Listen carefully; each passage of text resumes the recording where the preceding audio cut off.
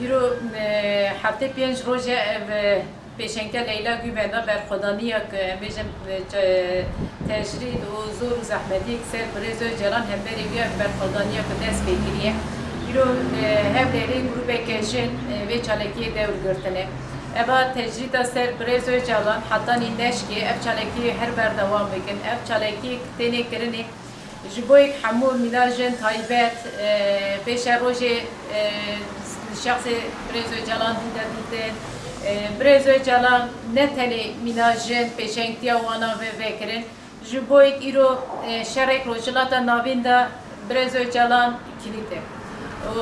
راستیه که حتی نی برزو جلان را تو هفته نکنه کرنی روجلات ناویندا شهر سکنان دنویجی نممکنه و aynı demi ev çalekek tene kirni ve Xudani tene kirni te da şehadetek naha hatine jiyan kirni u naha 15 hebali ketine perçibuna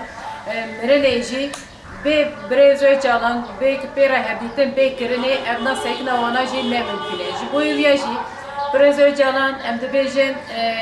hem kilita çareseriye kilita aşitiye و demek kurt pera hadite be kirni و امیج شرط مرجع به سراس کرنه جبوی بیاجی اف چالکی می بهتر بخاطر یه بردوام بکن.